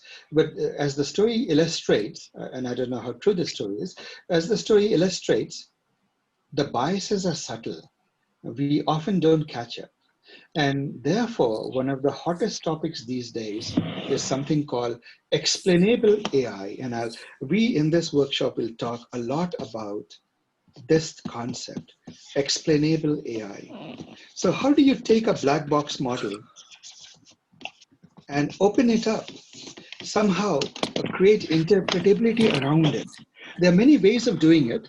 One of the ways is you take a complicated model that makes very accurate predictions and you approximate it with a simpler model that makes almost as good prediction. But the simpler model is explainable. Right? And there are other techniques. It's a very hot area of research. In this workshop, as a project, you will actually be doing a project on explainable AI as we make progress. Are we together? So, all right, guys, today we just took a grand tour of all that we will do in this workshop. I'll be sending you guys email right after with the textbooks and resources and so forth, right? And please do pay attention to that. Get started with the textbook. At this particular moment, what should you do between now and Wednesday? If you have to do something, I would say, go and pick up the book, ISLR. So right now, what I would suggest is pick up the book ISLR, read chapters 1, 2, right? Definitely go review chapters 1 and 2. Are we together? And try to have read chapters 1 and 2. 1 is very simple. It just says this is a book that will talk about this. Chapter 2 is the real chapter. It's not and it is really worth reading. See if you guys can read that. If you have a PDF, read from the PDF. But come back with reading ISLR. So I hope you all know what I mean by ISLR, Introduction to Statistical Learning using R. It's a freely available book. You can buy it. I would highly recommend you buy it. I belong to the old school of thought. I like my books on paper rather than ebooks. I like to highlight and underline and do all sorts of things. Put notes inside books and do all sorts of things. If you are more the younger generation that never likes to read printed books, then on PDF in your iPad or tablet or whatever, highlight, do it deeply, study it deeply. Another thing that you could do is you might want to get started brushing up a little bit of Python. Go see, if you don't know Python, just watch a few videos on the basics of Python. Remember, we are not going to need a lot of it. We are going to need only a little bit of it. But that little bit, you should just make yourself familiar. There are many, many websites that teach you Python 4 hours or something like that. Pay attention to those, pick that up. If you would, and I would highly recommend, if you also get time, start it with R, basic syntax R. R is another data science language. If you are, an aspirational thing would be to Python. Aspirational thing would be, there is a language called Julia that you may not have heard of. Beautiful language. We'll talk a little bit about Julia. See, Python and R, what they are they're interpreted languages on top of the language. So you have a choice. Either you write your high-performance code in Fortran, etc., and then you put a Python layer on it, or if you write it in R and Python, it will be much slower. Julia takes a different stand. It takes that let's have a language that is designed for scientific computing, very much like R, is dedicated for scientific computing, but has the performance C language. In fact, big C language tries to achieve the performance of Fortran and so forth. Yeah? Almost, I think at this moment, they're almost as good as C. I don't think they beat C. I haven't seen the latest benchmark. You guys can see it. But that's the beauty of Julia. It's a young language. Should it take off, I would say that it is very promising because you write your code once, not in 2 languages, not in C and then put a Python layer on it. As you know, most modern frameworks, let's say TensorFlow, they are written in C, C++. But when you and I code, we code it in Python because we are using the libraries, and those libraries underneath are in C, C++. So that's a situation with Julia. So that's the reading material, guys. Huh? I will send out these handwritten notes to all of you by email. This thing, I'll just export it out to PDF. So you'll get these notes. Now, there are some action items that you should not miss. One is, these action items are make sure that you have a GCP account, guys. Decide, do you want to do the labs on your laptop? Then have a good laptop, or you want to do the labs in the Google Cloud, right? Make a decision.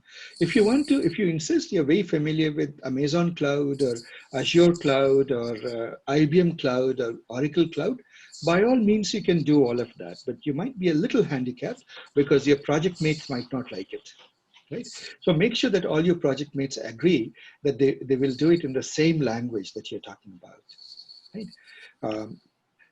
If you are adventurous, you can go and try to do the installation of a Conda, etc. But let's keep that for the future. Textbooks, get yourself this textbook. Must get yourself ISLR, start reading it. Pandas for Everyone and Modern Data Science with R. I cannot recommend it enough. People tend, like the students who get it early on and start making progress with them, invariably come and thank later. Now, in this course, what are the things involved? We'll do a lot of lab work. We'll do projects. Projects are group projects, guys. And let me just say, projects is where you will do most of the learning. So take your projects very seriously. We will have quizzes and data science interview prep. Those of you who are looking forward to a life in data science right after this workshop or trying to interview, by all means, come to those quizzes and data science interviews. Also, right after this class, I'll send a poll. For heaven's sake, respond to the poll, because if you don't, I will have no idea whether I did a good job in explaining things to you. Today was just an overview, of course. We didn't go very deep, but still it's worth it. Discussion group, I'll send you an invitation to the Slack. Please do join the Slack. Next is every Sunday, we have a free YouTube live webcast. It's a webinar. And by the way, you can ask questions. It's done using Zoom. So if you join the Zoom session, you can also ask questions. Then comes the things that are important. I have decided that I'll put out announcements on Twitter and Facebook on the Support Vectors channels. So please do. By the way, how many of you, did anybody here go and do those things? Subscribe to the YouTube channel and follow on LinkedIn, or Facebook, Twitter, Yep. subscribe to all of these? Yep, done. Yeah, done. Yeah, thank you guys. So please do that. And then you will see that I will use this primarily as a communication vehicle. Anything that is not to be just for our class, this batch, something that others too will benefit. And we have hundreds of students who are sort of waiting to get announcements and news. So, and we live in the world of Twitter these days. Nobody checks emails. So I will be using that quite a bit. Anytime you get stuck, you can always reach out to me using this number. Now, I'll try to respond, or somebody will try to respond. We talked about various forms of machine learning, supervised and unsupervised, predictive versus pattern recognition. We talked about anomaly detections and pattern, dimensionality reduction, clustering, and so forth. We talked about the value of explainable models. Right? So what you ideally want are very explainable, very powerful models, but there's usually a trade-off. It's hard to get both. And your goal is, the holy grail is to have both. Are we together? We talked about the no free lunch theorem, which basically says that no one algorithm is necessarily superior to another algorithm, however simple or so forth. It depends on the data. The ground truth sometimes prefers one algorithm, sometimes prefers the other. And on average, they tend not to have a particular preference. We talked about regression, and we will take regression as our first set of data exercises. We'll start with practical work next time, even before we understand what support vector machines are, what random forests are, or XGBoosts are. We are in a world in which a lot of these algorithms are there, and we can, with basic understanding, start using them. We will start using them even before we go deep into the theory. So we'll alternate between theory and lab and theory and lab. Mondays we'll keep for theory, Wednesday we'll keep for lab, and you will have projects, do the projects, and on the weekend, obviously it will be for cutting edge topics. Right? Next time we'll learn a little bit about loss functions, etc. in the next theory, most likely Monday. But on Wednesday, we will see it in action. I talked about ensemble of algorithms, of how you should not just use one algorithm and optimize it till infinity. You should instead try to use ensemble of algorithms.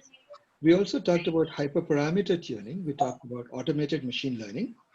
And lastly, I said, we give you a couple of stories of why interpretable AI is a good thing. Then lastly, I gave you guys a reading assignment. Read chapter 1 and 2 of ISLR. Are we together, guys? Right? And if you want to be adventurous, go and pick up the basics of Python or R, whichever. Pick one, and then you can later on pick the other if you don't know it. And with that, guys, I'm done. So I'll take questions. I will stop recording so that you guys can freely ask questions. 1 second.